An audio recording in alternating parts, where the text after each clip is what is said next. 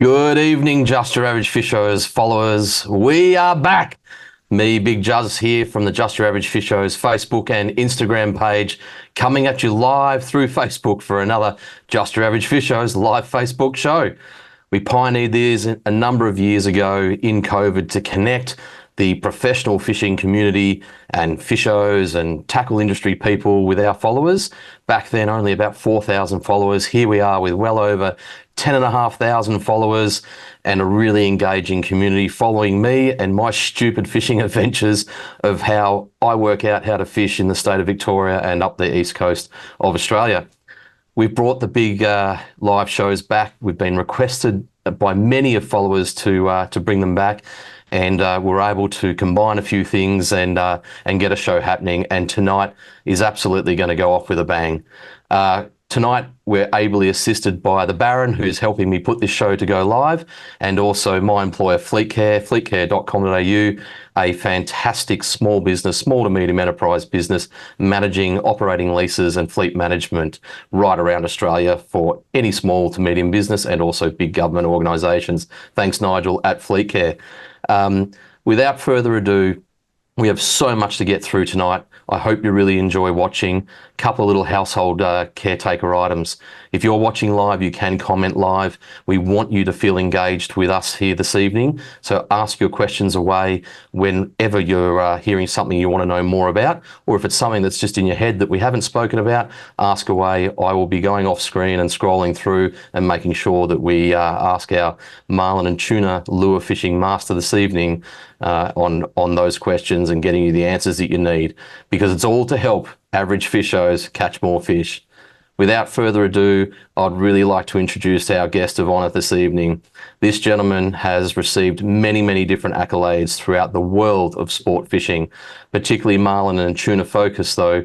His products help fishos, average and professional, catch all sorts of different fish species right around the globe. His lures have won multiple big game tournaments, and we're talking the stuff that has millions of dollars of prize money. He is an industry icon. He's the owner of Pakula Lures and Tackle, and probably one of the most knowledgeable people when it comes to lure fishing for marlin and tuna in Australia. I am so proud to have you back on the show for another time again, Mr. Peter Pakula. How are you? Well, that's a bit hard to cope with. Good evening, and it's thanks for choosing me to be the first back as you restart this program, and let's hope I can help you out and actually get some information across that actually is relevant to your clientele. Absolutely, we will, Pete, and thank you for supporting us as well and coming on board. It's been a real journey from those COVID times to where we are today with a bigger reach. But I really love the fact that we can talk all things tackle, and everyone that knows me and is close to me in my fishing community knows that I'm an absolute tackle head. They call me the Southern Suburbs sport fishing store because I have so much tackle and stuff on the shelf, and I'm still hopeless at fishing. So I hope tonight that we can convey some really hard questions to you. And I suppose let's just delve into a little bit of the history of Pakula if we can. Can you tell our audience how long you've been doing Pakula, having Pakula Lures and Tackle, how long you've been producing lures, and what made you get started? Because you were previously in a completely different industry.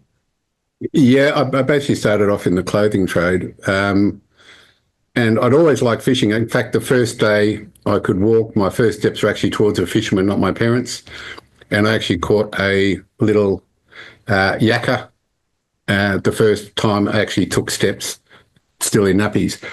So I'd always fished. My parents hated me fishing, absolutely hated me fishing. But I used to go down and, the public school down in Rose Bay, go in one entrance and go straight out the other and go down to Rose Bay Wharf and start fishing. So I was wagging all the time. But if I came home smelling of bait, my parents would kill me. And once in a while I got blood on me. My parents wanted to know how I got that. And I said I got in a fight. It wasn't a fish's blood, even though it smelled like fish and all that sort of stuff. So I had a pretty hard time of it. So I started using lures very, very early on.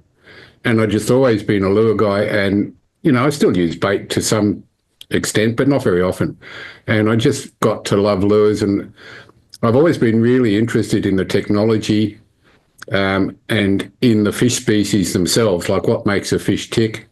because most people don't even think about that. They just sort of go to a tackle shop, either buy what they're told to buy or buy what they like the look of, which has actually got nothing to do with catching fish at all. That's a commercial industry. It's got nothing to do with actually catching fish. So I was interested in all sorts of species. I fish for anything. People call me a game fisherman. I'm not. I'm a fisherman. I'm quite happy fishing for any species at all. Generally, if you can use a lure or a fly or something artificial to catch them. Okay. Fantastic. And Pakula lures, I started making my own lures when I was in my teens. Probably was making my first lures by the time I was 10 years old. Not trolling lures. Trolling lures didn't come about till I was in my teens. And I was in the clothing trade, and when Whitlam came in 1973, he gave women equal wages in one go, which just decimated the whole industry. So the industry only lasted about another 3 years. I then was in lots and lots of jobs. In fact, I was in around 50 different jobs, which were very eclectic, all sorts of jobs, from being a Kentucky Fried Chicken cook to working in five-star restaurants, working as a bartender in discos, which was very good as a 18 or 19-year-old. I can tell you it was fantastic. But then I got back into production. I loved production. So I was doing production in the rag trade. Got a scholarship to study in England, which was time and motion, studying ended up doing 60 different subjects, all of which are based on production and design. So I've got a background in it. So it wasn't that hard to get into the lure business, but I've been making lures probably since the 1980s. It got registered in 1985. I was still working in the rag trade. In fact, I was a manager in the rag trade. And I'd make lures when I had nothing to do because I was efficient and well trained. I very rarely had anything to do, and the bosses really cracked the shits that I was making lures on their dime, and they were paying me to make lures that I wasn't selling. I was giving them away to mates. The business didn't become serious till the late 80s, early 90s, when I met my future wife, Jo, and she said, "Why don't you turn this into a proper business and actually concentrate on it?" I said, "Well, I really like the development." She said, "But the stuff's good. Lots of people like them. Why don't you go ahead and do it?" So with Jo, we basically took the business a lot more seriously, and we built it up pretty quickly, which was fantastic. We had a lot of support. In those days, the older guys in the game clubs were really great mentors who supported you. Because I was young, there were lots of magazine articles, about me upsetting the cart with my ideas about fishing and lures, and it just sort of grew from there. And I really enjoyed it, but I really liked the development. Actually, making the lures is pretty monotonous. I've made so many Lumos sprockets, I don't really care if I never see one again. But I really love the development, and I keep doing the development. And really, Pakula Tackle is more a development company than a lure business, because just about all the profit goes into development, and I spend a fortune on development, and that's ongoing. And also, I like studying. I like technical stuff. I like technical manuals and stuff. I was the first one to start the 3D printing of lures, and that was really exciting because it was brand new. Nobody else had been doing it, and we were successful with that too. So I just like the learning curve. I come from a background of academia. Every single person in my family is a uni graduate. I'm not. I'm the only black sheep, and I still feel like a bit of a black sheep.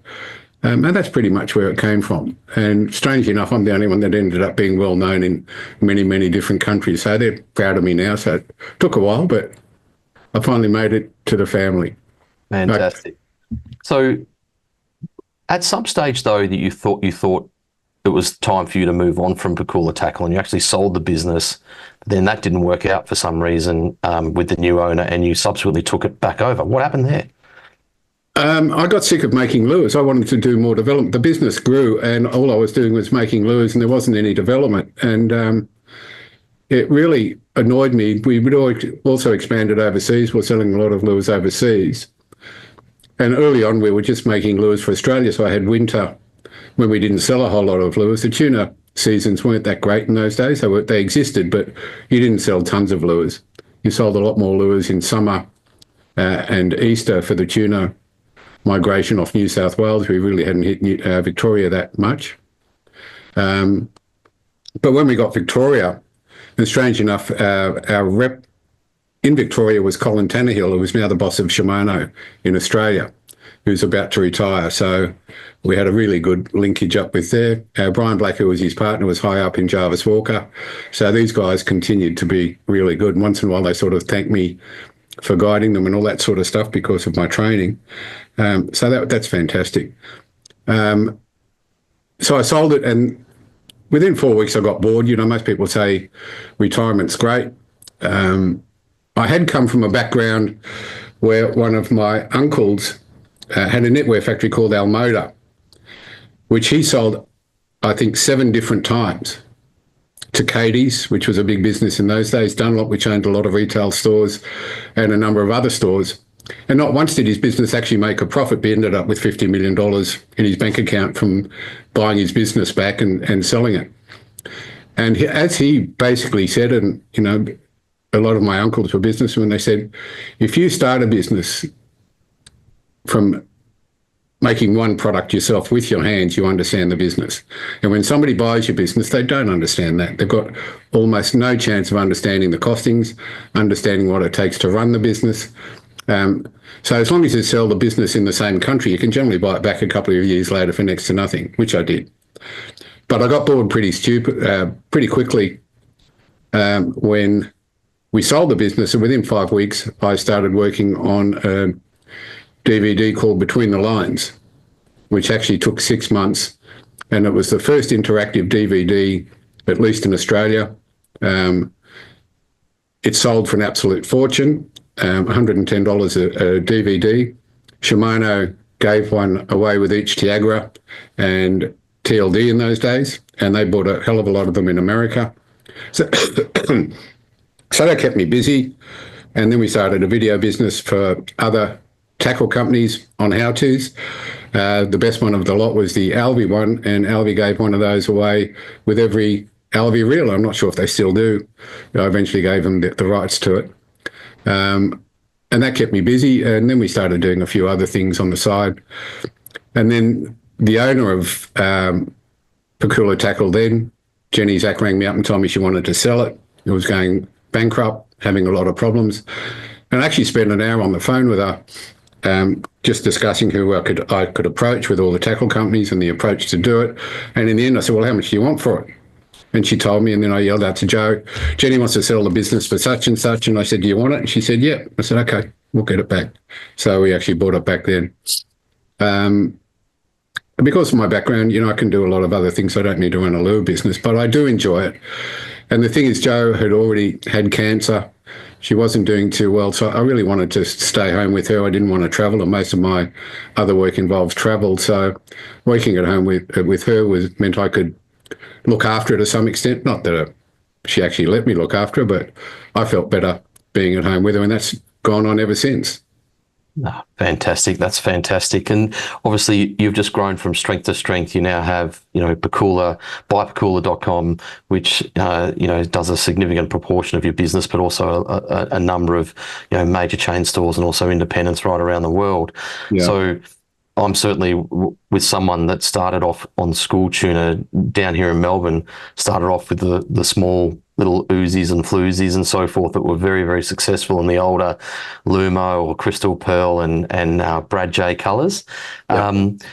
Really good question from Matt Treadray, one of our followers. He actually said, what's been the biggest evolution, you know, in your time at Pakula Lures? Is it the 3D printing of lures and or is it the fish print? Like what is or is it just a consistent evolution that just keeps improving the product of what you're looking for?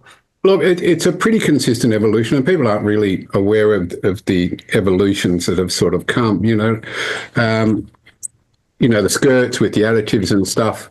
I was the first person to put lateral lines on skirts. That seems insignificant, but everybody does it now. Everybody has skirts with lateral lines on them. I was the first one to pioneer Lumo additives in salt water, and that took 10 years of argument saying it does work, and now it was actually voted the best unanimously by some group. I don't really know who they were, but it was pretty fantastic. And then we sort of did the various shapes for Australian conditions, because early on you You buy lures and they're all pretty much for Southern California, South Africa and Hawaii.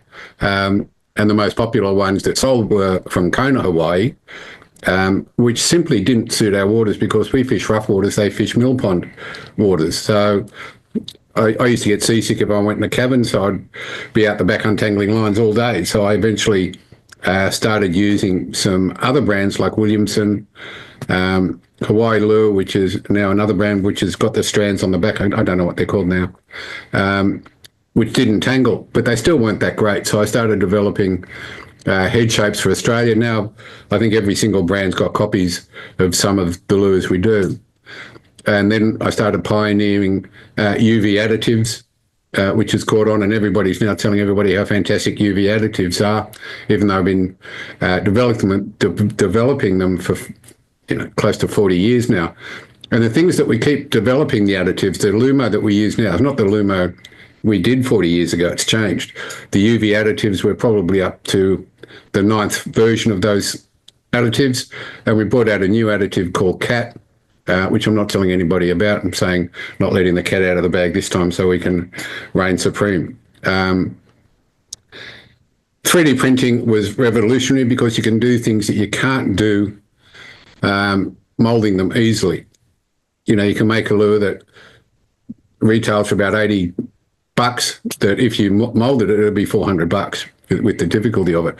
So the progression is just continuous. And probably the thing that I've been studying mostly over the last 2 years, 3 years, possibly 5, it started, is sympathetic vibration, which is really understanding how to maximise your lure patterns to attract more fish from a greater distance. And that has been very successful once we actually implemented it properly. It started off with a lure head called the Shredder, which was the start of that, which was actually 12 years ago. Which had Venturi jets in it, and they've been unbelievably successful. The things that people don't really understand when you buy a lure is a fisherman buys what he likes. And really, they're mainly buying trinkets. Now, I'll give you an example. Nearly all the Hawaiian lure makers, I made friends with them in the mid-'80s, use solid coloured heads. Right? And they called lures with inserts and power and all that sort of stuff, they call them tourist trinkets. And that's because they don't have a consistent profile in the water. Now, that looks fantastic, doesn't it? It does. You agree? Yeah. Good looking head. Good looking head. What do you reckon, Justin? Better than mine. I can't hear you. Can't hear me? Yeah. You're muted, I think. Yeah. No. No? Anyway, I can't hear you. As long as you can hear me, that's all right. So I'm going to swap cameras. Where's this? Put that over there. Go there. This is a bowl of water. That lure head looks fantastic, right? Looks good. Looks like it's got a solid thing, so it's got a nice profile.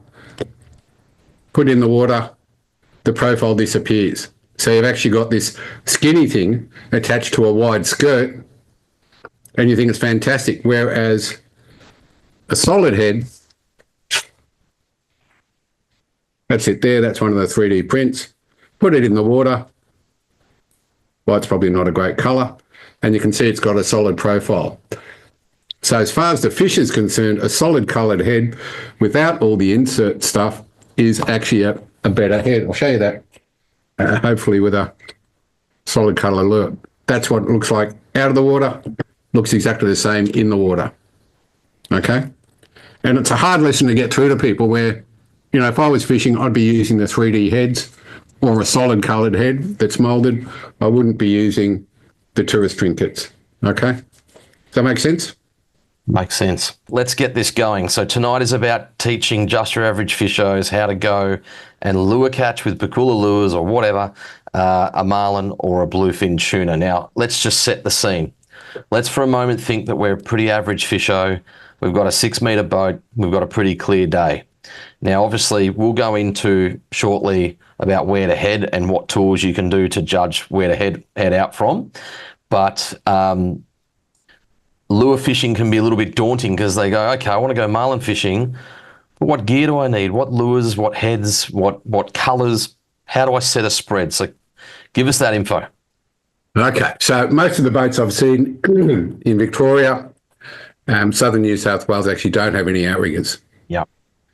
And we sell a lot of made-up packs like this, lots of them. They've actually got sheets in them with information, all that sort of stuff. Can you see how these have all got different heads? Yep. Okay. They've got different heads because when you're using outriggers, the angles to the water go from very steep off the outriggers to very shallow on the flat lines. Okay? So you need different shaped heads to do different things. Okay? So they're basically doing a very similar thing and working at those different angles.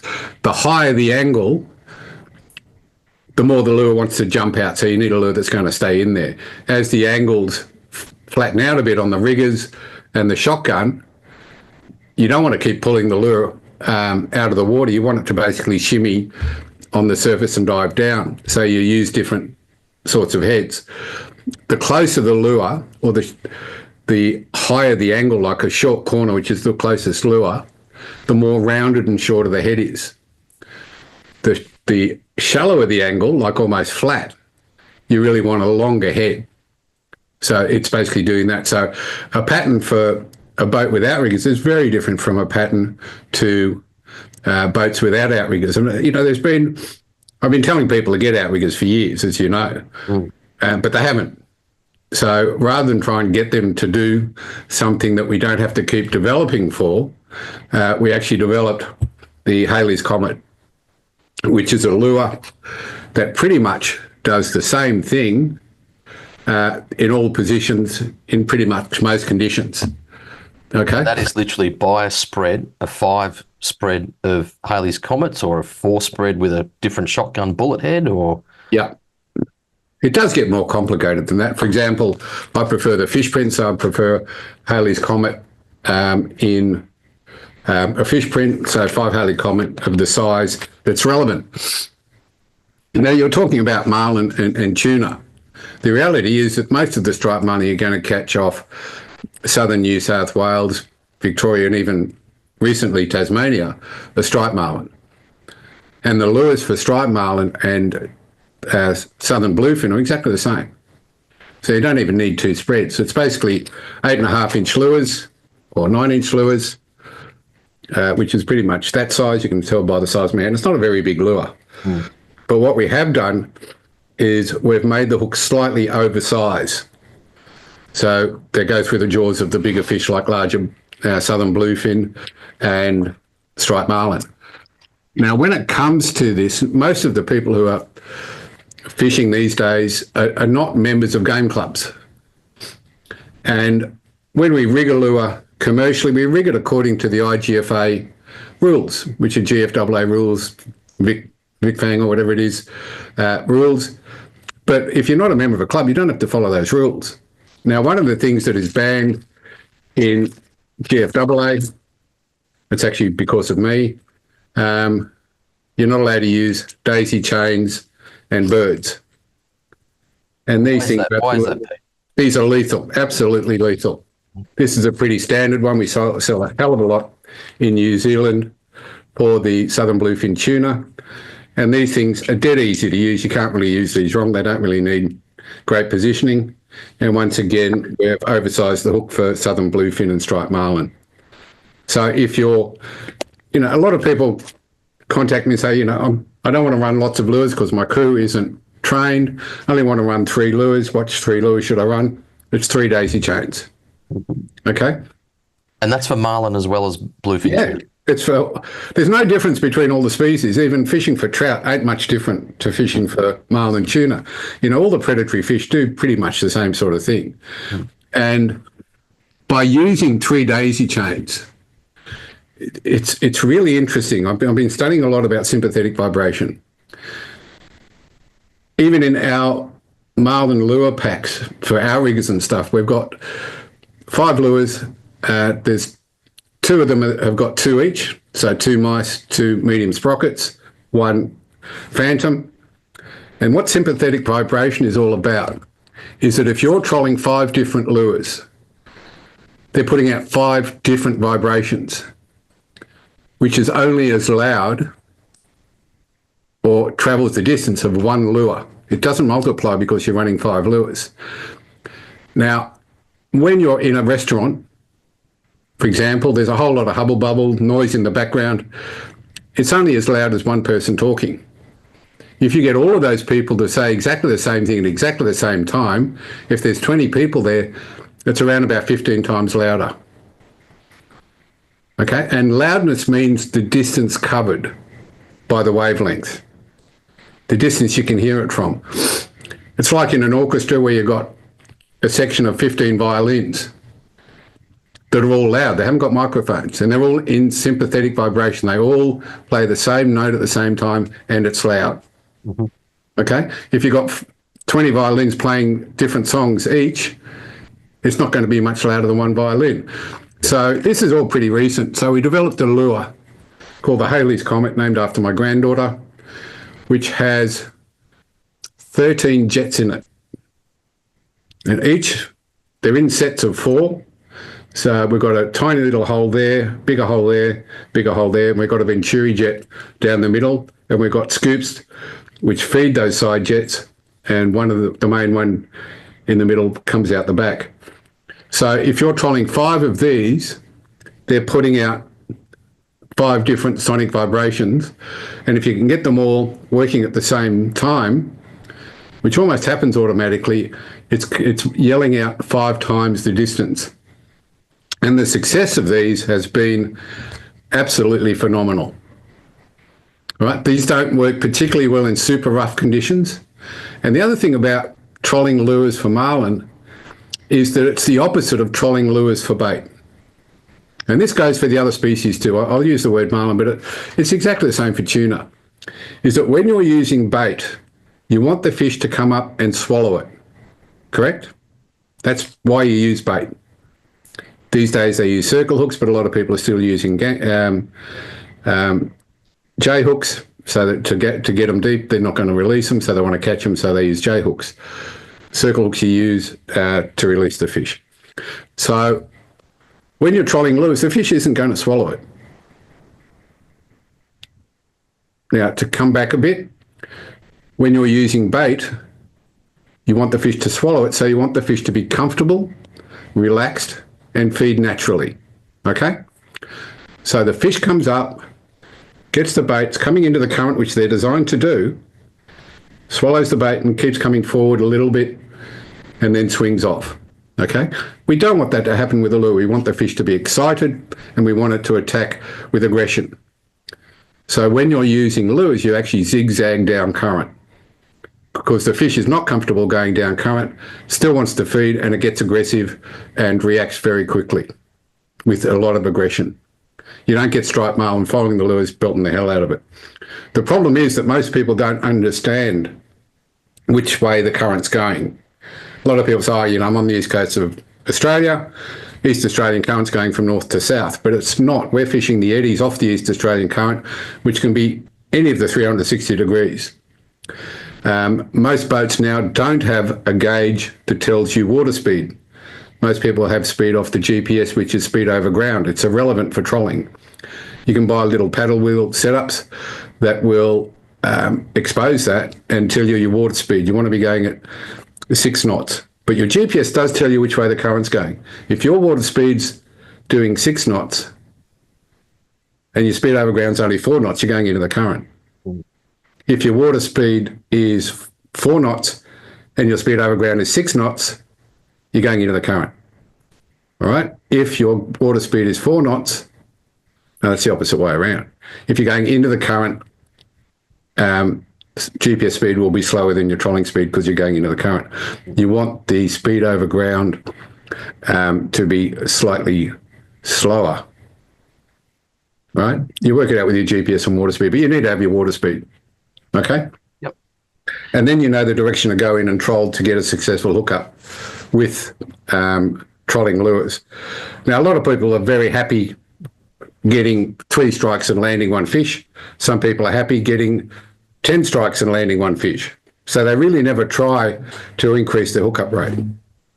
And hookup rate has a lot more to it than just the rigs.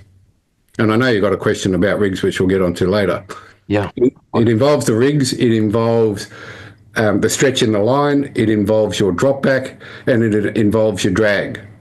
Now, we're trying to set hooks into solid bone in a marlin's jaw or skeleton. You don't do that softly. You need some aggression with that.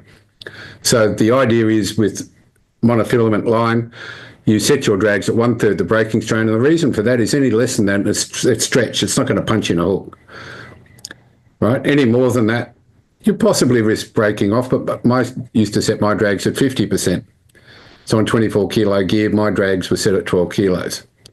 Okay, so for the average fisher out there, we know that boat without outriggers is going to have, let's say, the easiest way to buy a lure set is an 8.5 inch lure set from Pakula without outriggers. To keep, if you're worrying about what colours to choose, pick a fish print set, or if you want to just buy a few lures, buy an 8.5 or 8 inch Halley's Comet, basically. Yep. Now that would generally be attached to I'd say probably a 15, 24 kilo line set to 1/3 of the breaking strain. I don't know how many people are using 15 kilo anymore. I think it's mainly 24 and 37. Yep. They've got a game rod, overhead reel, no worries. Yep. Now let's talk about setting the lure so they're running right, because I think that's what scares people a lot. And obviously, as you mentioned with the Halley's Comet, it doesn't really matter what position it's in. But what does, to the average Joe Blow out there, what does short rigger, long rigger, or the terminology, if you don't have outriggers, you've effectively got the back corners of your boat in the transom and a couple out the side, generally maybe one in the rod rack overhead that we refer to as shotgun. Yeah, that no one can reach and get out of the holder when a fish strikes it. But that's all right. That's right. It's an exciting thing to happen. But look, there is another lure that is foolproof, and that's actually bullets. You can't run them wrong. They're basically like bullet-shaped heads. And they're subsurface. I don't particularly like them because I like seeing the strike, I like seeing the aggression, and a lot of these run subsurface, as do another famous lure, the squidgies, that also catch a lot of fish. But to run a lure properly, it's basically, if you're a surfer, you understand a wave, that if the lure is towards the top of a pressure wave, the waves are the waves that follow you that are caused by the boat. Okay, they're pressure waves behind the boat. At the top of the wave, the lure is very aggressive. At the bottom of the wave, the lure is very lazy. And so we actually run it about 1/3 of the way up the pressure wave. And that gives it a fair bit of water. The fish has got good visibility behind it or alongside it. And it's easiest for the fish to eat it cleanly. So it's the lower third of a pressure wave. Okay. And you'd want to stagger the lure distances back on those pressure waves. So generally you start your closest lure at the second wave, then the third wave. The shortest one on the second wave is called the short corner. The next one out is called the long corner. Now, because you don't have outriggers, I actually call the next one the short winger, as in footy. The other one on the other side further back is the long winger, and the shotgun we call the fullback. Yep. Okay, and then we know the terminology that you haven't got riggers, and that's the lure you actually need. And how far back is the shotgun generally? Okay, so you're on the second, third, generally fifth, sixth, and the shotgun's on the seventh. Yep. Okay, but if it's windy, it's going to blow across the other lines. So you actually run it on the third. Okay. Now, don't worry about the lures being in the whitewater, because although the whitewater looks pretty solid from above, it's not from below. They can see the things. And besides that, the main thing that fish go after is the sonics. It's not the colour, it's not the head shape. That's only relevant. The head shape's relevant because it gives the sonics, but the colour's only relevant in the last few metres. Okay? Generally, when a fish comes into the spread, and I trolled cameras behind the boat looking at lures and the fish come in for about 5 years straight. I've got about 300 VHS tapes. If anybody wants them, they can have them, if you've still got a VHS player. And invariably, when a marlin comes into the spread, they don't eat the first thing they see. They generally come up the pattern quite deep. They actually come up very close to the prop wash. Have a look around, then they'll go back and they might come back again, and you haven't seen it, especially from a trailer boat without a bridge. And then it decides to eat one of the lures. Okay? If you've got a good pattern of lures, you shouldn't have a hot lure. Like people are telling me now our Brad J catches so many fish compared to the other lures. Well, to me, that just means the other lures are wrong. Talk to me and we'll set up the other one so they catch as many fish as the Brad J. Okay, and then you've got a proper pattern. Okay, and with the daisy chains, that just happens. And also we've sort of increased, we put heads on the squid that have also got Venturi jets for the sonics.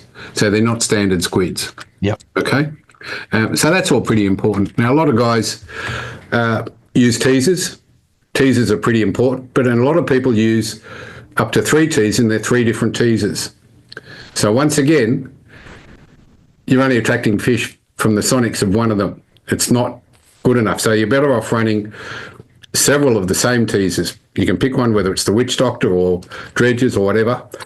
And also I see that a lot of guys have got these fish strip spreader bars and dredges, and they're all like this. They're all nice and straight, and they take great care to keep them all nice and straight.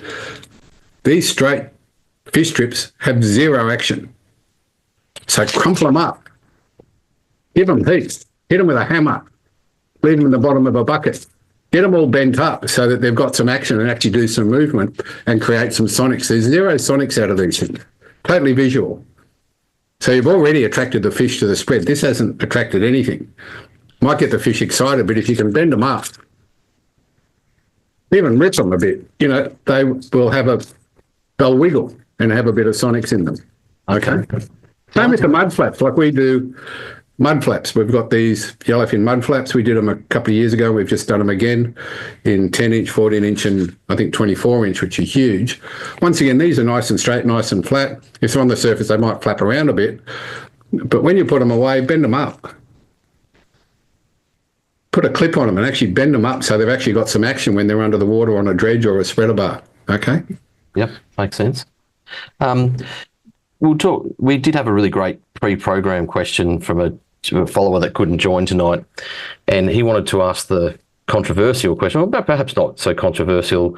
Back in the very traditional forms of lure fishing, it was very common to go marlin fishing with a double hook setup. These days, it seems to be more apparent that a single hook setup is preferred for marlin fishing and certainly for tuna fishing. Can you just speak through why someone would go double versus single, or why the tendency to go single now? Look, the question is not as simple as it seems, because there's so many different versions of each twin hook rig and single hook rig. And we promote the single hook rig because we want fish released. All right. If you're going to kill every fish you catch, then twin hooks are great, because we've now got the techniques of getting fish quickly. Okay. You've got a whole bunch of people teaching people how to land fish quickly. We could land a marlin in 60 seconds. We do not want to deal with a twin hook rig in a marlin after fighting it for 60 seconds. And I have ended up with one hook in me and one in a marlin. It's not a good idea. Right. Luckily, my crew was fantastic, so I didn't have any major damage. It did go straight through my finger. But we know someone like that too. What was that? We know someone like that too. Had a nice Pakula DX25 through his thumb, I think. Yeah, it's not uncommon. Yeah. What people don't understand is what a hook does through the water. When you're trolling a hook, you'll notice that your rod loads up, straightens up, loads up, straightens up. And the hook is basically doing that behind the boat, right? It's doing that. And if it can't do that, if you stiff rig it, it'll do that, all right? And that's not good if the fish hits it from that direction. You really want the hook point to stay up. So to keep the hook point up, that has to be loose, or it will lay on the side through part of its cycle and spin the lure. It's amazing how many people have used sliced-headed lures and said, oh, it swims really well. It goes down this over here and it comes up over there and it's spinning. Well, it couldn't come up over there. It's supposed to be a straight runner. Okay? So something's wrong in the system. So the hook's actually guiding the lure what to do. Now, the lure can spin. Even though we might 3D print a lure and it's totally round, totally concentric, skirts are handmade. Right? They're not mass-produced like everybody thinks. They're made one batch at a time of 6. And when they basically lean them to dry or get hard, it's molten a bit. So one side is invariably a little bit thicker than the other, and that could well dictate which way the lure is going. So to stop that happening, we actually use a swivel there so that the hook remains upright. Okay? Stiff rigs, especially in cup-face lures like we make, it's really like putting a broomstick up a dancer's ass and expecting it to dance, right? It restricts the action so much it's ridiculous. Talk to us about hook thickness. You run Pakula light gauge hooks. You've also got heavy gauge hooks, and certainly in marlin fishing, lighter gauge hooks to get the penetration and the mouth hook up is certainly a preference by a lot of different hook manufacturers. What's your recommendation to someone starting out on whether they go either a Pakula extra strong hook versus a light gauge? Okay. Before we do that, I'll just get to twin hook rigs. Okay. This is a twin hook rig, okay, and it's in line. And you go, oh, beauty, both hooks are up. The hooks will stay up. No, they lie on their side. Okay? To get the hooks to stay up, we actually twist the wire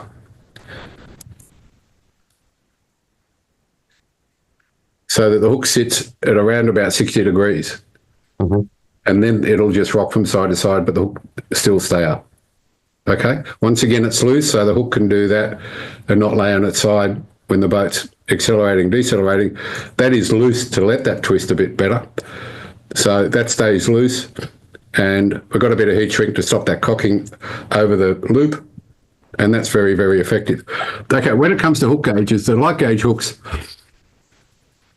the system is based on that the hook is stronger than the line class. And we started the light gauge hooks because we were catching black marlin really quickly in 60 to 90 seconds, and we didn't want to deal with them all. We didn't want to get a single hook out of them either. We didn't want to handle them. So I made light gauge hooks that were stronger than the line class but weaker than the leader. So when you got the fish near the boat, you grabbed the leader and you simply punched it out along the side of the boat so you didn't punch it out into somebody's face. Okay? And that was very effective. And that's what light gauge hooks are for. If you use and certainly in line classes of 15 kilo and under, where you're using generally 5 kilos or under strike drag, you do need a finer point to go in. But if you're using even 15 kilo, 24, 15 kilo, 5 kilos, a heavy gauge hook will sink in right through the bone. On 24, 8 kilos will do it. Once again, you've got to remove the stretch, so it's a third the breaking strain of the line. And on 37, you need to use 12 kilos of drag. Most people can't get the rod out of the holder at 12 kilos of drag, but the angler can back the drag off to get it out, even under the rules. Okay? So that's really what the hooks are for. So for main people fishing for tuna, unless they're fishing for records, it's the heavy gauge hooks are really what you need. Okay? Doing that, the hookup rate is not better on the fine gauge hooks. It's the same. Okay, so we've talked about lure shapes and colours and, keeping it easy. Obviously, something that can get very technical is teasers. And one of the teasers that you're most well renowned for was the Witch Doctor. And you've got a great story about how the Witch Doctor came about, because it is a very peculiar design. It's a pretty interesting action. Like, the thing goes everywhere. And there's not a fisherman that I know that's owned a Witch Doctor that hasn't caught kingfish, marlin, tuna, you name it. And but your story is a little bit different, how it started out. Can you tell us a little bit about the Witch Doctor? I was 14 years old. And my father had a secretary called Mrs. Burns, who used to go down to Yukonbean Dam and fish for trout every Christmas. So my brother already had a driving licence, so he took me down to Lake Yukonbean. And Mr. Burns was catching lots and lots of trout. We were catching almost none. We were catching maybe one a day. He was catching 20. And I asked Mr. Burns what he was doing. He said, I got a downrigger, and I'm in a caravan park. There's no downrigger shops near a caravan park, nor could I afford one at the age of 14. So I went up to the caravan park boss and I said, mate, I've got to make something. Can I go up the shed and muck around? Because I've got to make something to sink my lures down. And he took me up and he said, yeah, go for your life. And I said, I need a saw, a hammer and some other stuff. And he said, yep, go for your life. So he had a bit of 2x4, so I cut that at 45 degrees, bolted, I think it was Rio on the bottom of it, bound it up and put a tagline on the back, which is a length of cord that we clip to the trout lure. And of course, like everybody else, the fish are scared of the boat, so you put your lures a long way back. So I'd put the lures back about 80 foot and clip on the tagline and get it down. And we were catching a couple of trout. It was better than having them near the surface. We were using a lure called Quick Fish in those days. I don't know if you remember it. but also things like Tassie Devils. Okay, the quick fish were fantastic, and bringing in the teaser, there are up to 15 trout following the Witch Doctor. So we shortened the lure, so it was only 2 foot behind the Witch Doctor. And the first day we did that, we caught 50 trout. Mr. Burns only got 14, so we blitzed him, and the Witch Doctor was born. And then I pretty much forgot about it until I went game fishing. In fact, I was in, where was I? I think I was in Fiji, and I was with a mate, Dean Butler, who you probably have heard of. Okay, and we were fishing up a creek, and I put out a set of cowbells. You know the Gibbs cowbells that you use for trout with the propellers on them? So, and he said, "What are you doing?" I said, "Oh, I reckon jacks will come after this." And they did, and I got the biggest jack that ended up being on the front cover of Fishing World, I think. A bit embarrassing because Dean didn't, or nobody noticed that I didn't have underpants on, and my knackers were showing out the bottom of my shorts. But anyway, it was on the front cover, so a bit of publicity never hurt, did it? Balls to the wall. And then I started using the Witch Doctor because the Gibbs got destroyed in the saltwater things, or got snagged. I put the Witch Doctor out and continued catching fish in the creeks, and then in the lagoon, it raised sailfish in the lagoon, and then outside it raised marlin and stuff. So it was born. It didn't have any mirrors on it when it started. It wasn't paint. It was just a block of wood. But the vibration of it, once again, the sonics is where it's at. It's not what the damn thing looks like or how pretty it is. And over the years, it sort of got prettier and prettier with the paintwork and the mirrors and all that sort of stuff, and the reflective tape, which probably falls off the first time you use it, but it looks pretty when you buy it. And people are confident enough to use it. But I've got to tell you, I've been making it for so many years, and this year, for some reason, we've had insane orders on it. Insane. And it's even well copied. There's lots of copies in New Zealand, lots of copies in America, and lots of copies in Australia, but for some reason we're selling an absolute shitload of them. We're now doing them in 6 different colours. Maybe that's why they look better. I don't know.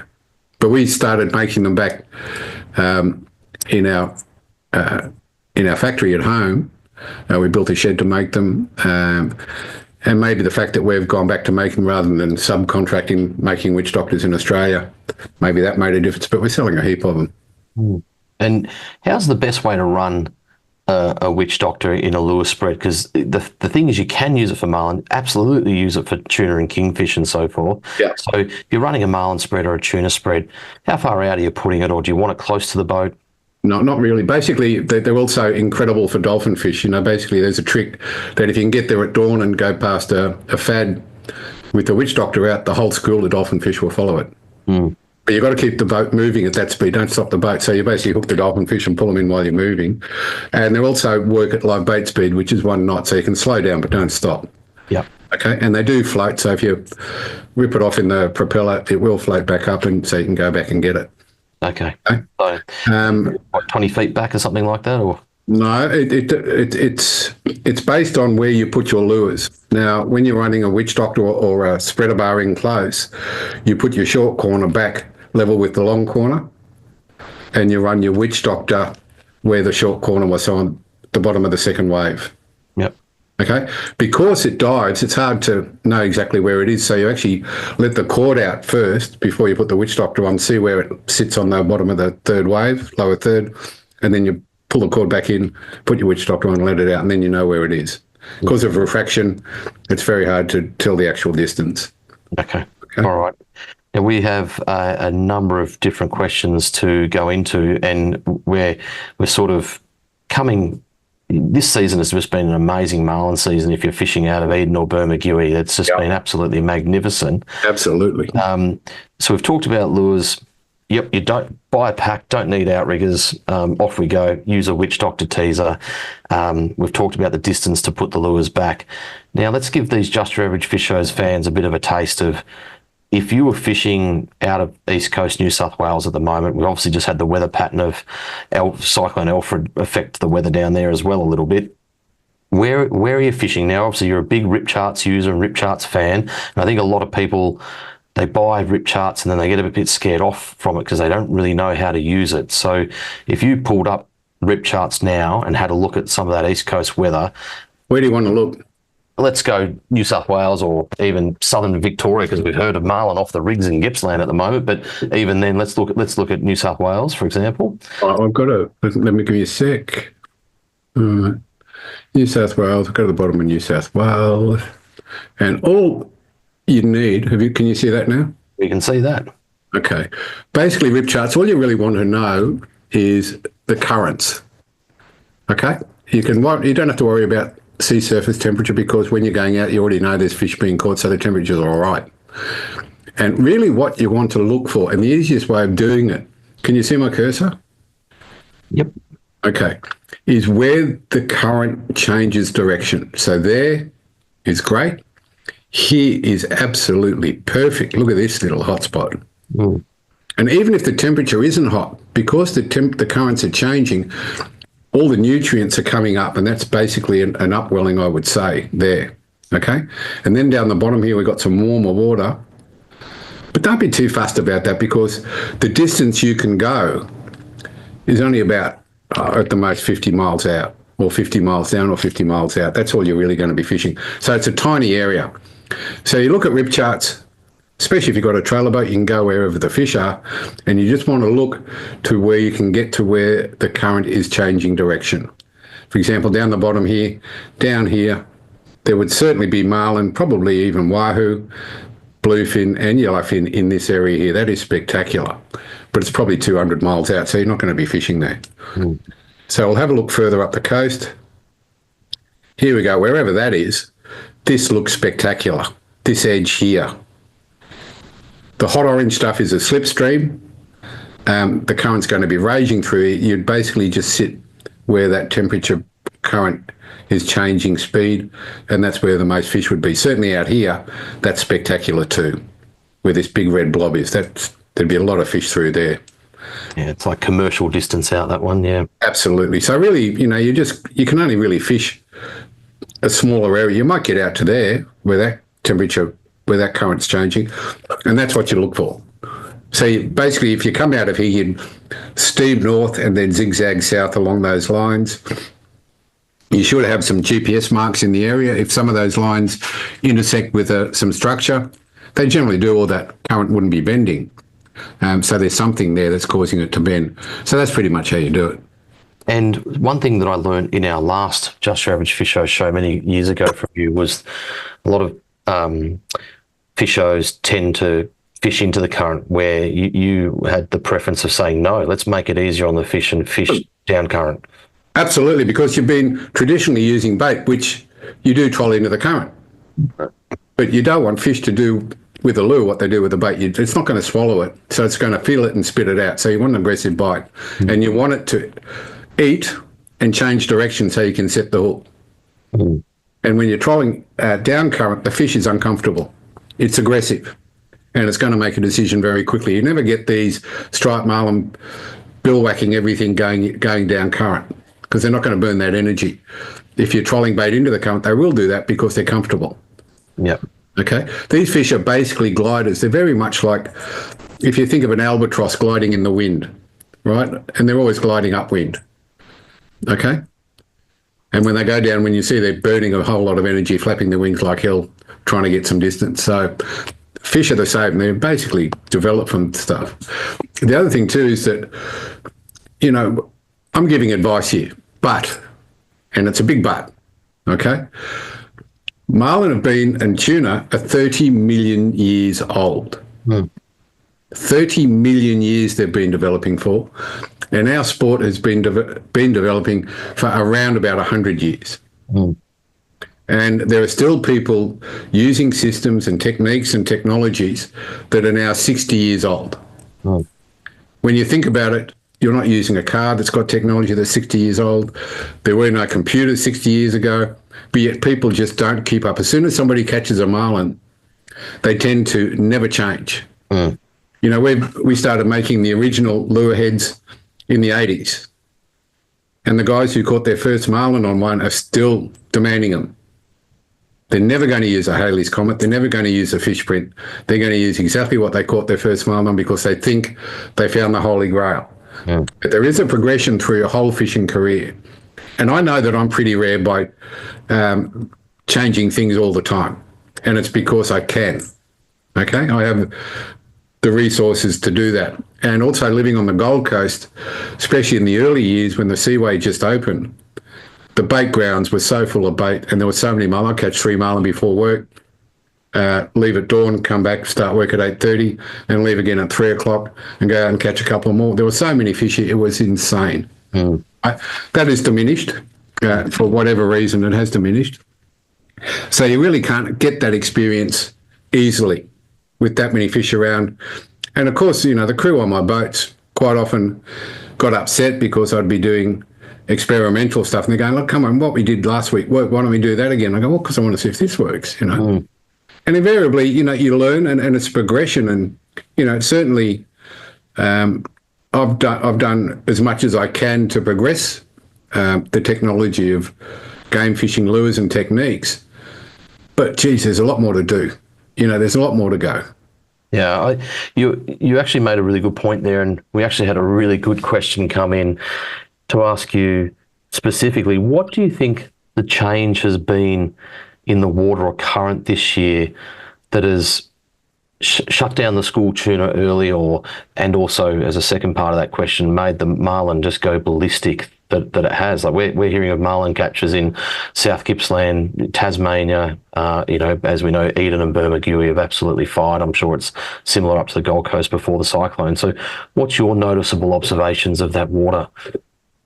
The slipstream is going a lot further than it has in past years. Now, I'll bring up grip charts again, and you can see here, this here, where the arrows are large and the water's warm.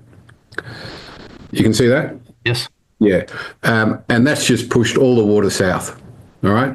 There are still fish north, but you can sort of see here the current starting to change and eddy back.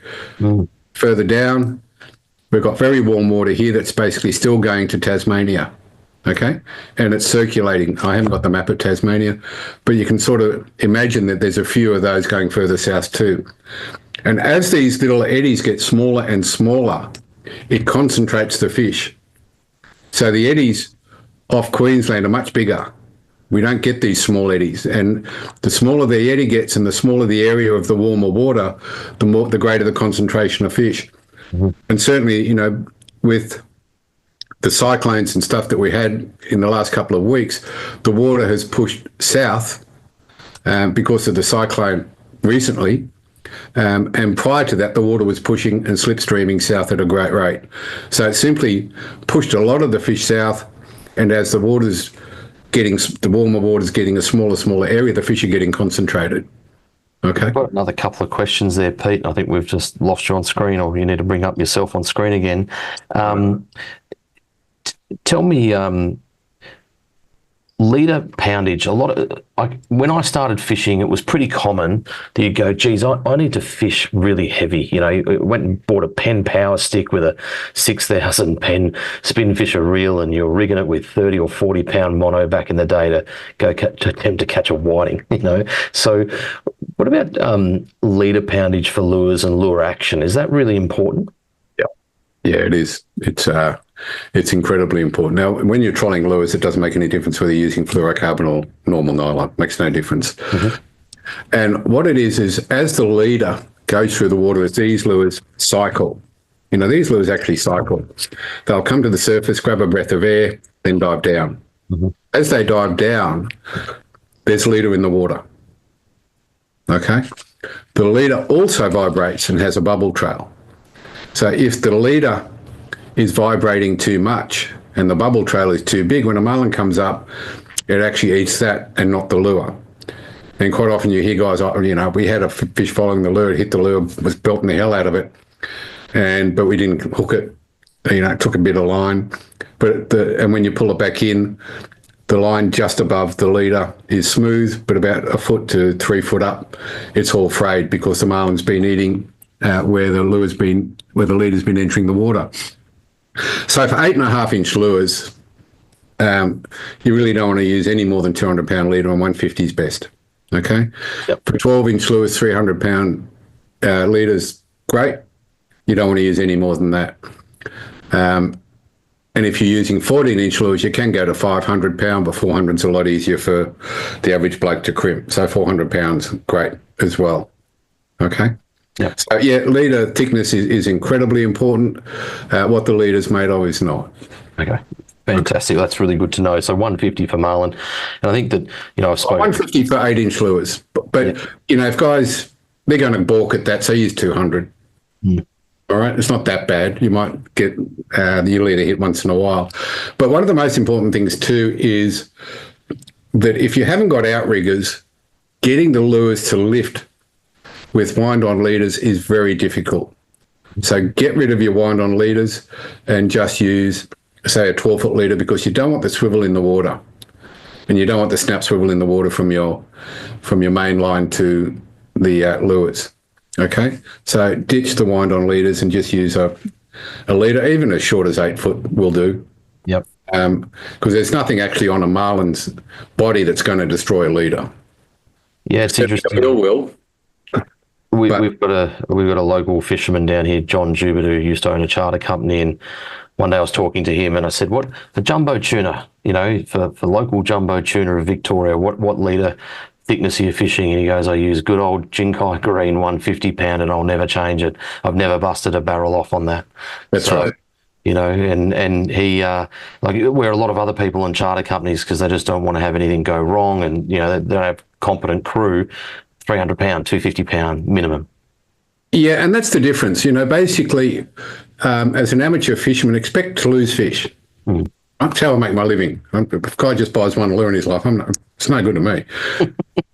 So they do screw up a bit, and you lose lures and all that sort of stuff, but very rarely because the leader breaks, and very rarely because the leader's got abrasion in it. And if it does have abrasion, then you should have a kit like this, and every boat should have this, which is a kit of spare rigs with leaders attached, where all you got to do is put one crimp on.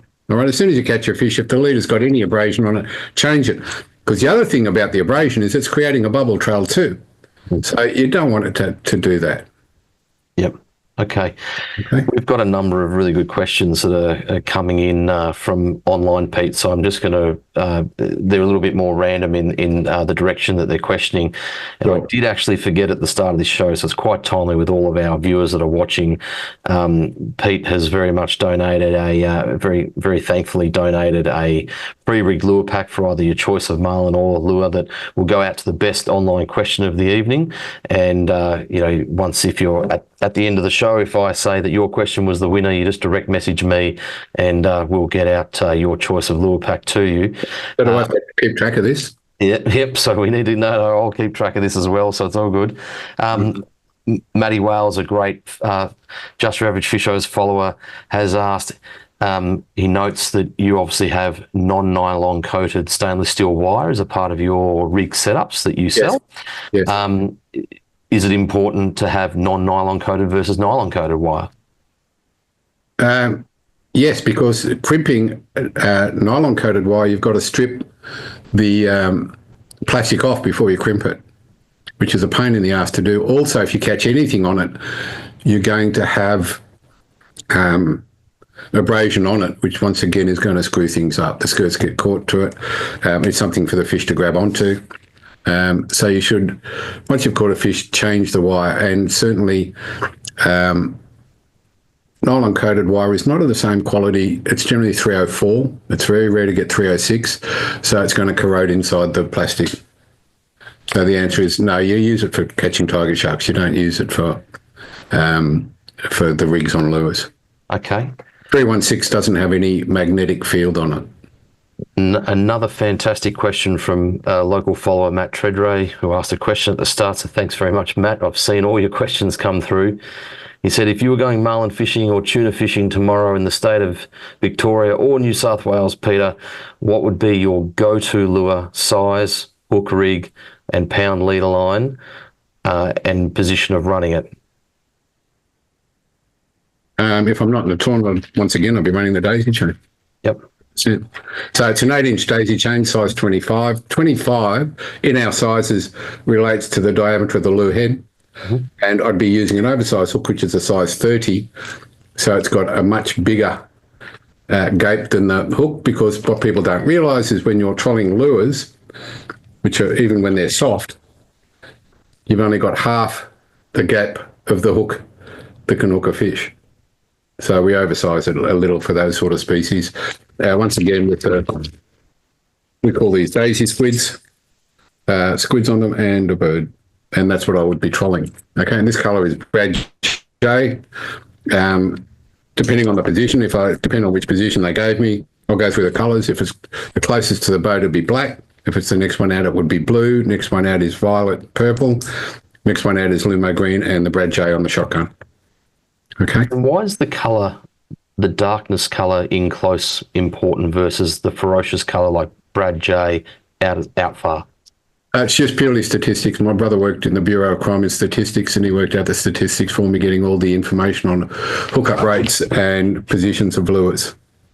This is back in the early 1970s. Okay. Okay. Purely on that, and it's stood us well for all these years, and we haven't changed it. And I basically, in my own history, I had about 100 podium finishes. I've got all the trophies on my website, and I never changed those colours. I changed the additives. I changed whether it's a bright pink or a dull pink, compare those, whether I had the old Lumo green or the new grasshopper colour, which beats the Lumo green. But, that's up to the angler to basically choose. So the type of colour would change, but the effect, the actual black is black. It might be a different version of black. So that's changed over the years, but the actual colours in those positions hasn't. Yep. Okay. And what about fish prints? Because obviously fish prints was a big change to you when we were just pre-COVID years, doing some work with the tackle shop at the time, and they went pretty ballistic, especially on the school bluefin tuna down here in Victoria, in the really small lures. Tell us about fish prints and why that was important development for you. Basically, the fish prints just made a lot of sense. When a fish sees a fish print, it just eats it. The success of them has been insane. The success of the fish prints on the Haley's Comet heads has been ridiculous. First time guys ring me up, I want to get a pattern of lures. I go, okay, just size 25 Haley's Comets, just trial those. And invariably the next week they said, we caught our first marlin, thanks. The thing about the fish prints is not just that there's a realistic fish print on it. They're a white skirt that is not... It's Lumo, but it's Lumo blue. It's a different version of Lumo than we had in the Lumo greens. Lumo works because a lot of the bacteria that injured fish have is luminescent. Okay? And in a lot of species, the luminescence is green, but in some species, it's actually luminescent blue. So we started doing that, plus the UV additives, plus the cat additive, and that's really got a lot to do with it too. The skirts are luminous, the heads are luminous, and it's a good profile. Mm-hmm. And we also set the fish print. Is it actually, while you're getting that, Pete, is it actually, there's a lot of keyboard warriors out there these days. We don't have a lot of them on Just Your Average Fishos, which is great. And a few, when the fish prints came out, said, they're not going to see the fish because the thing's waving around in the water. They won't really identify it as a fish. Is it more the additives, or is it the actual fish print itself, or is it the new additives that you're putting in this that make it more visible in different water conditions that's attracting the fish? Look, the most difficult thing is that fish won't answer a question. True. So whatever I say about that's purely an assumption, and I'd rather just not make that assumption. Yep. But the thing that we did too, look, in all other fishing, white's fantastic. What's the most common fly used in Australia? Yeah, white. White clouser. Yeah. Catches absolutely everything. All right? What's the most common popper colour for GTs? White or black. Okay? Once you get away from the trinket mythology, white is a spectacular colour. But the thing is, they're not white, they're luminous. So as soon as it hits the sun, it changes colour anyway. Yep. But the other thing we did is a lot of people have got inserts in the lure heads of fish prints. And they go, the fish are going to hit these. And I go, well, that's really good. But the slight problem is the hook's down here. So how about we drop the fish print back a bit to where the bloody hook is? So you get a lot of species that actually eat the tail. And even if they don't eat the tail, no matter where they grab it here, the hook's coming at them. Okay? Good. All right, some more questions. There's always keyboard warriors. If you worry about them, you shouldn't. No, we don't. We were very lucky with our 10,500 followers. I think since 2017, when I ramped up this page, I think I've banned less than 5 people. So it's a great community. Now, Hunter Scott, or is that Scott Hunter? I'm not too sure. What a brilliant name, those Hunter. When marlin are feeding on Sowie, what lure heads and skirts would you recommend to try and entice a bite? Hunter Scott. Hunter Scott. From New Zealand. I think that's him. Hunter Scott has about 3 records to his name, including very big blue marlin and very big black marlin. And he was 10 or 11 years old when he's doing, I guess he's about 15 or 16 now. So, hi, Hunter. Your dad has been a great supporter of ours for many years, and now your sister's now getting records. Sauries, yep. Difficult question. Probably a garfish fish print because it looks like a saury. We sort of did an artwork that is between the two of them. Okay, between a garfish and a saury. And I think that would be the most effective. Probably, once again, a size 25. Now, Hunter and his father have been using 12 or 13-inch lures, which they've been getting the big fish on. But for the average striped marlin, drop it back to an 8.5-inch ballyhoo or garfish print, and I think he would find that would be successful. Brilliant question. Thanks, Hunter. Matthew McDonald, touching on wind-on leaders to the lure snap swivel. What is preferred length from the double to wind-on and lure leader length to snap swivel? Okay, your double should be maximum length less about 1.5 foot. Okay, your wind-on should be 0 inches. And your leader should be at a length, depending on your gunnel height, where you can still tag a fish or gaff a fish with the swivel at the rod tip. Yep. Now, an average for that is light tackle fishing on 8, 10, and 10, where, you do bring the fish to the boat. The leader lengths are about 8 foot. Standard for 15 kilo outfits for striped marlin, probably around about 12 foot. You can step back. The tag poles are up to be 15 foot long. If you're using 37, then you're after monster fish, so you'd go for a shorter double and a longer leader, say 17 or 18 foot. Okay. Harley Burton, where is the best location for the hook? Within the skirt or behind the skirt? Just with the hook eye in the skirt. Hook eye in the skirt. Yep. And if you're not following rules, drop it back 2 inches below the skirt, or it wouldn't be illegal.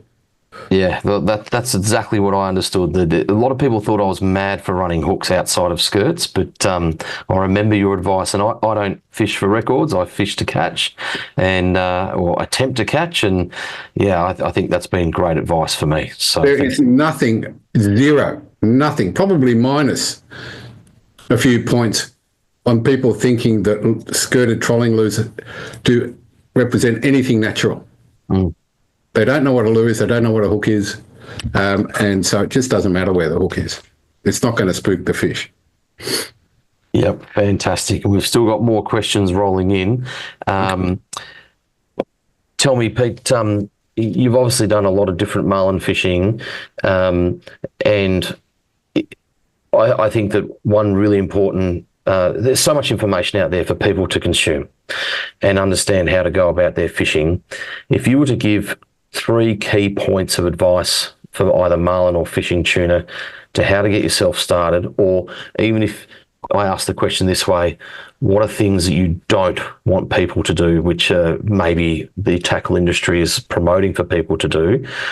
What are 3 bits of advice? What are 3 do's and say 3 don'ts for getting started in marlin and tuna fishing when it comes to the tackle side, which is something you're so close to? Don't use tackle that you can't fight a fish at 50% drag. Okay?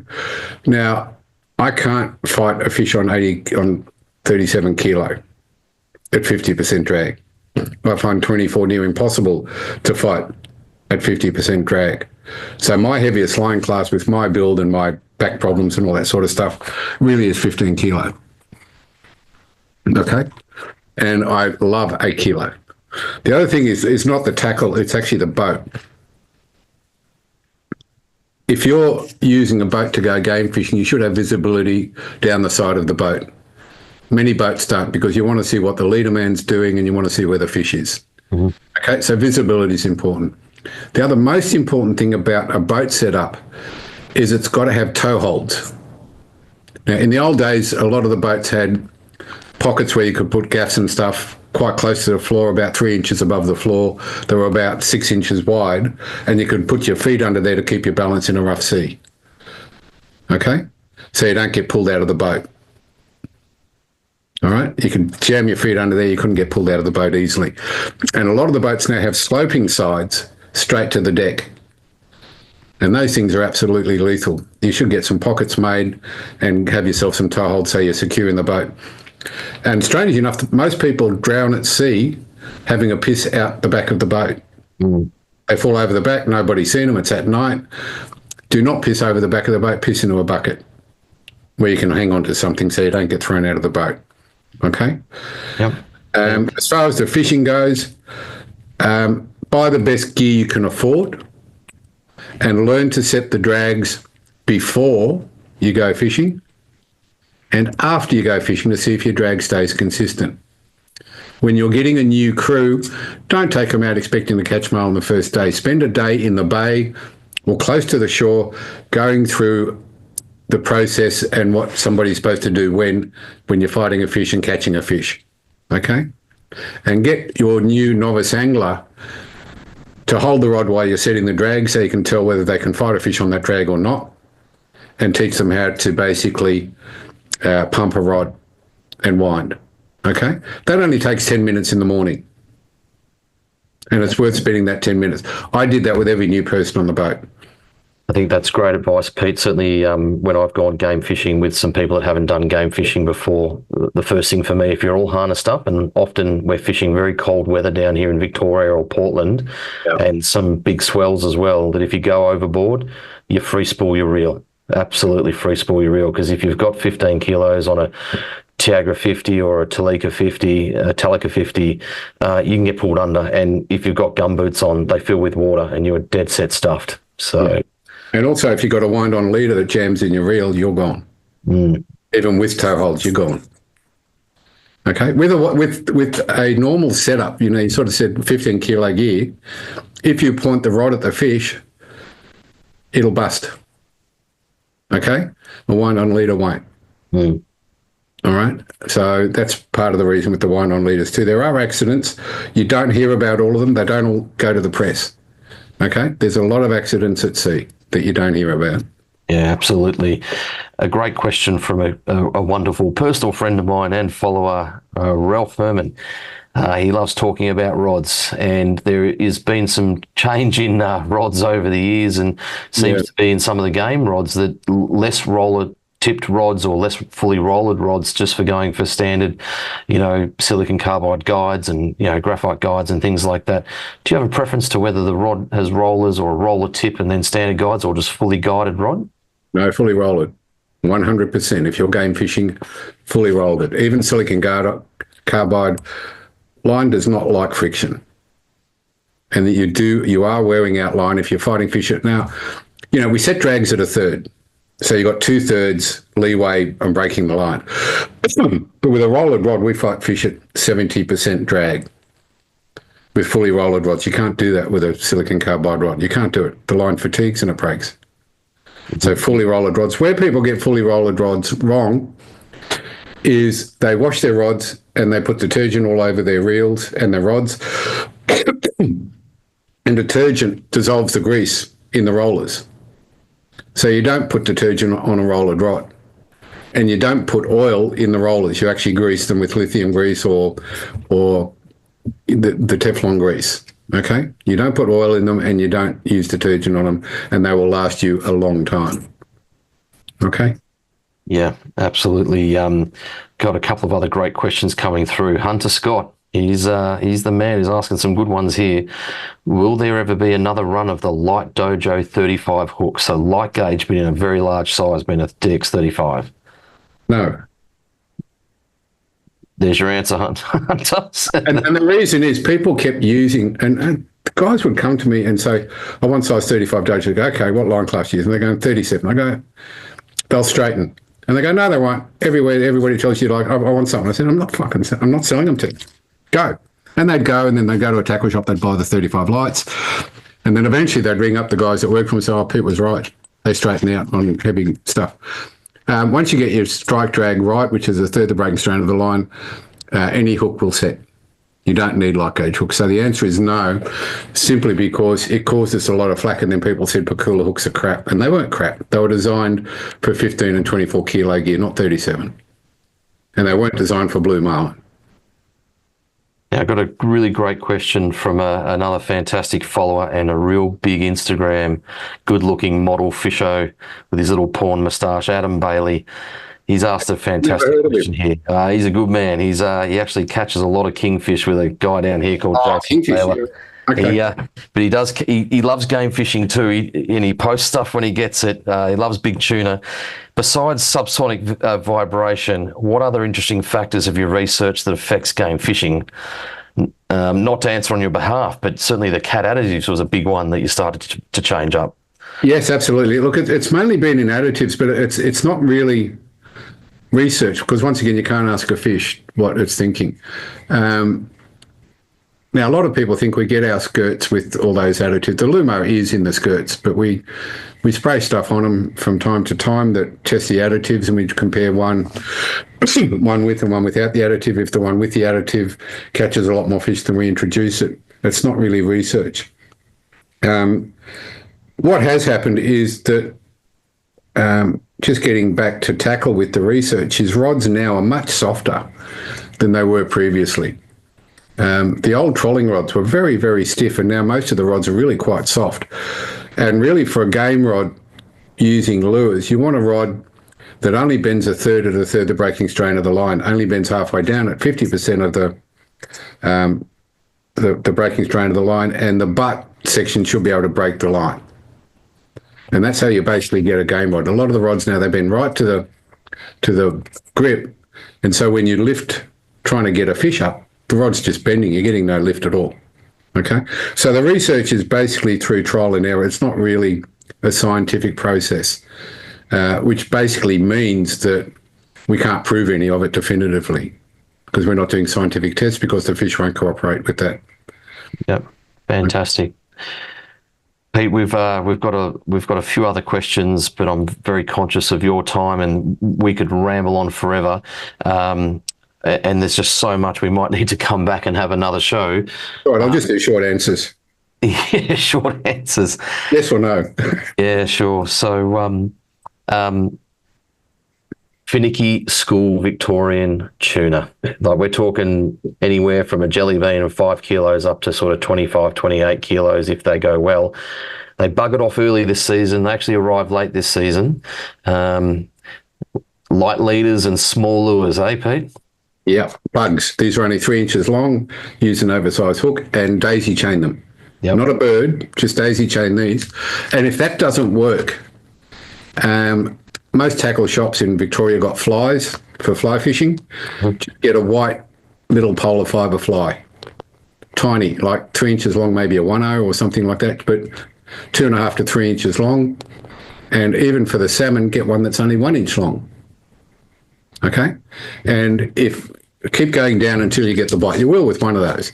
And the other thing you can try trolling is a heavyweight bait strip. You know what do you call them? The bait jigging things, where you've got 5 or 6 hooks on a line. Oh, like a sabiki. Yeah, sabiki bait jig. Try trolling that. If you go smaller and smaller, and then you end up not getting anything, put a sabiki on there and just troll it out the back while it's going along the surface. Because they can be leader shy too. That's the same thing for skipjack. What's that? Yeah, they can be leader shy, can't they? Well, wind-ons don't help with those things, mate. Yeah. No wind-ons, okay. I want to get the leaders out of the water. Seriously, get a set of outriggers and learn to use them.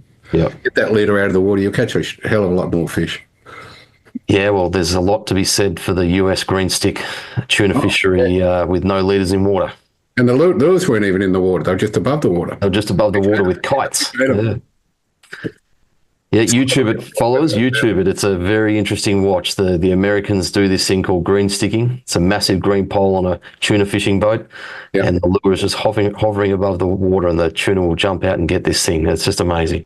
Yeah, and it was developed in Japan. It's actually a Japanese system. There you go. Trent Riley, without having a sounder or finding birds, what is the best way to find feeding tuna? Following current edges, I reckon follow your smell as well. If you smell pilchard death in the middle of the ocean, something's eating them. So then they're nearby. But what do you think, Pete? A sounder is historical. It doesn't really find anything. You're already there. Okay, the sounder is purely historical. It only tells you what you've been over. It doesn't tell you where to go. You've just got to look for anything, whether it's flotsam or jetsam, current changes, different wave patterns, certainly birds, certainly hovering birds. Once the birds are diving, it's very hard to catch their fish because they're locked into the bait school. Before it gets to the surface, they're nailing all the bait that escapes. So you really want hovering birds. Learn the species of birds because some of them are crab eaters and you can follow them all day thinking you're chasing birds that are feeding on bait fish and tuna, but they're not. They're just feeding on hatch crabs. So learn your bait species, your bird species. The best for me is the noddy tern and gannets. Okay. And apart from that, just anything you can see. To the point where when we fished tournaments, I didn't use a sounder. My sounder was off, my transducer was off. Okay, because we used our eyesight. And in the last tournament that we blitzed with, my wife was fishing, who got 7 marlin in a day. We saw something to go to for every one of them. Whether it was a fin or a little bait fish jumping out of the water, or maybe just one slimy jumping out of the water, a bird hovering 60 foot off the stop. You can see stuff, and once you get used to it, it's easy to basically distinguish, there should be a fish here, we'll go over there. Okay? Yep. And you can see their fins. You'll see a little dorsal cut through the water. Now, as you get over, your eyesight goes. So it's really good to have a teenager on board who's got good eyes, and he doesn't watch the lures. The lures are work. You really want to watch the horizon.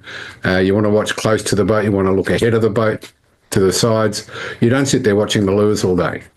Yep. Okay? Try and find the fish.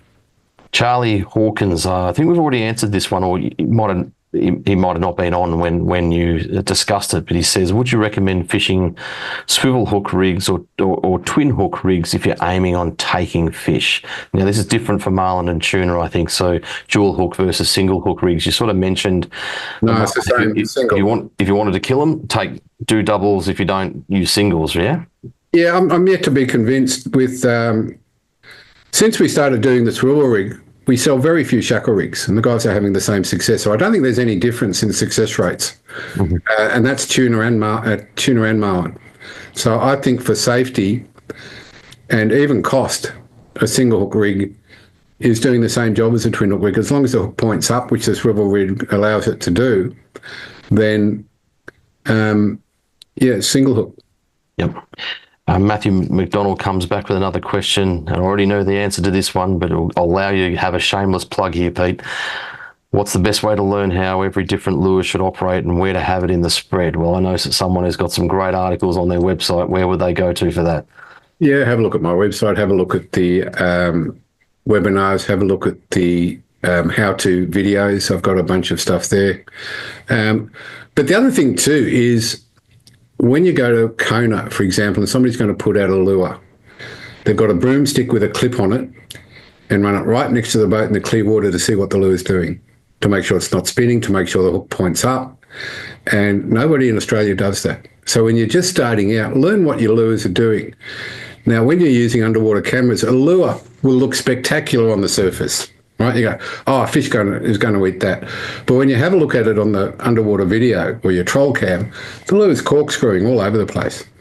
Right, it's hitting the surface here, then it's hitting the surface there, and you think it's swimming. It's not. It's just doing this big bloody corkscrew, especially with hook sets, hook locks, and stiff rigs.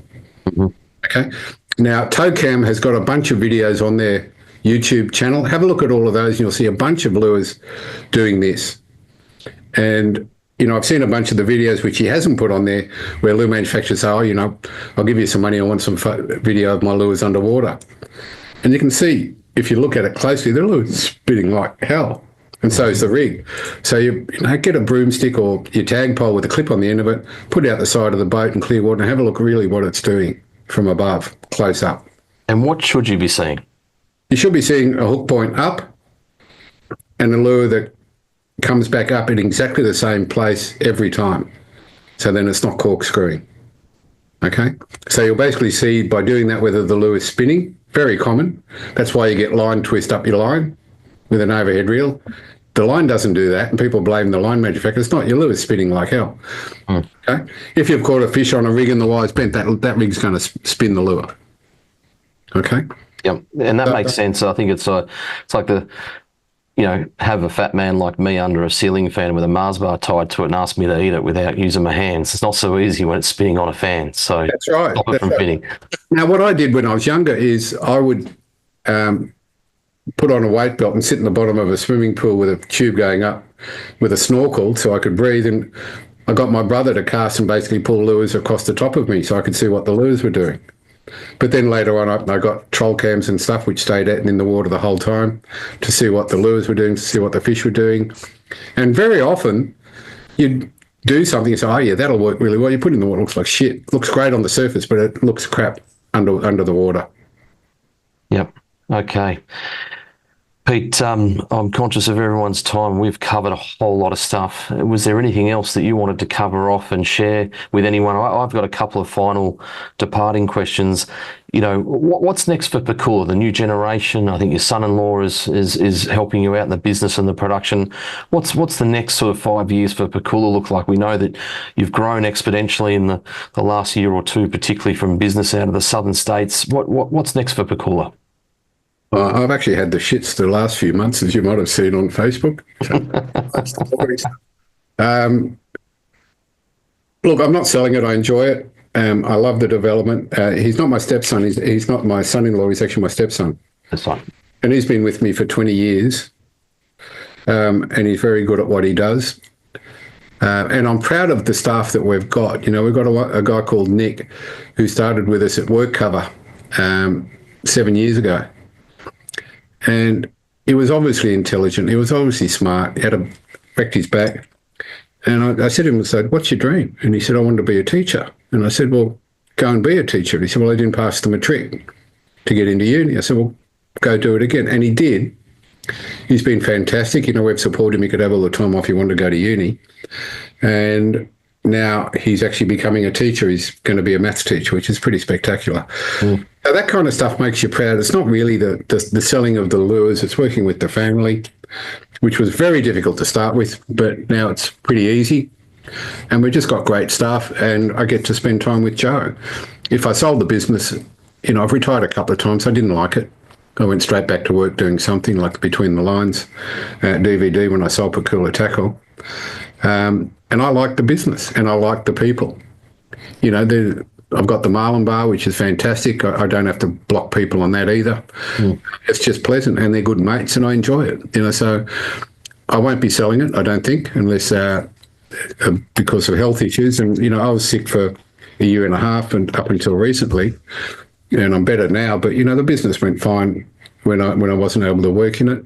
Now Joe's had an accident, so once again we're spending a lot of time in waiting rooms for specialists and stuff, but she's coming good again too.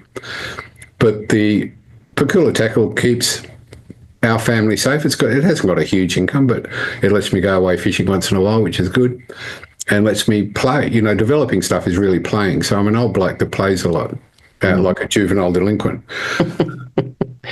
And when I drop dead, Len can do what he wants with it. He can sell it or keep it going. It's up to him. Yeah. I don't really care. Once you're dead, you're dead. It's not like I'm looking over his shoulder or caring. But I've certainly appreciated the support that we've had over the years, and, I work hard for it. And Jo, working in the business, she's the best person I've ever seen on a telephone or handling problems. And running a business is basically just dealing with problems, as you know. Yeah, I think that never have I met someone more approachable in this tackle game who's prepared to just answer questions. And I think that a lot of people probably think, well, hey, I'll ask the brains trust of the unknown people on the internet world, which is fine. And you'll often get a lot of good answers. You get a lot of shit ones too. But people can pick up the phone and speak to you and email you, and also come past Pakula Tackle and understand and buy a spread, and off they go. Yeah. Yeah. I mean, I enjoy it. Making lures is boring as batshit, but meeting people's fabulous. And, I've actually always been really quite shy. I find it difficult to speak to people I don't know. But now, when I go and get fish and chips at a fish shop, I'll sit out the front and talk to anybody. And it's amazing what you learn. And I like people. Australians are fabulous people. They've got great stories, especially the older blokes, and, I never expected to live long. I'm one of the war babies. When I was young, there were wars going on, and my mother had 3 machine gun bullets in her back from Poland in the war, and my dad had a bullet in his thigh. And we just expected there to be another war and we'd all go fight and drop dead, so it's been a good life. And, and having the tackle business, it's been very fulfilling. And if not super, it doesn't make a huge profit, especially under a Labor government, but neither does anybody else, so it's not a big deal. But hopefully in the future it'll make some money, but I can't see myself retiring. As long as I can work, I'll work. Well, you've got to have purpose, and I must say, for someone sharing your knowledge, that is an amazing purpose. Another wonderful thing is I've actually been made the chairman of the IGFA Oceanic Education Committee, which is fantastic. Brilliant. That recognition, so that's great. Well, hopefully you can continue to share this information for many, many years. Keep healthy and filled with purpose in involving the fishing community. I personally think that the state of game fishing here in Australia is really buoyant and has a very positive outlook.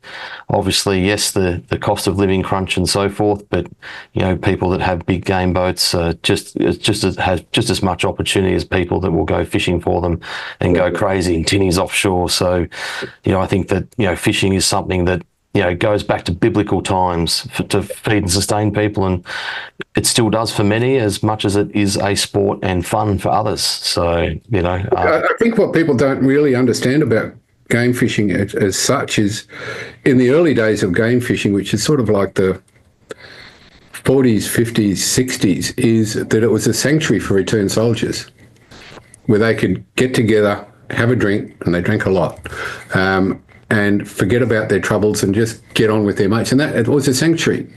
And because that's the time when I joined, to me, clubs have always been a sanctuary and incredibly important, but they have changed. Now they're competitive within the club. In the old days, the clubs just competed with other clubs, so you had this solidarity within the club that shared knowledge. That's not so much the case now. Still exists. There's still, in every club, there's somebody who's good, who's prepared to share their knowledge. But, in every generation, the younger generation catch one fish and they know everything. That hasn't changed. That hasn't changed at all. It's always been like that. And I was probably no different. I think it's really important that we as fishers teach the new entrants and form new relationships and friendships. I know that one of the best things I ever did was joining the Mitcham Angling Club down here in Melbourne. I've got lifelong friendships. Yeah. Ben, who supports us on doing these lives, and me back end of Just Your Average Fishos, we wouldn't be where we are today in sharing our message, and I wouldn't be where I would be as a fisherman without him as well. So I couldn't more highly recommend it, no matter where you are. Immersing yourself and giving others time in a fishing club or a game fishing club is absolutely paramount. Yeah, and they may not welcome you that easily, but it's up to you to make the effort to get to know them. Buy them a drink, be friendly. They don't need you.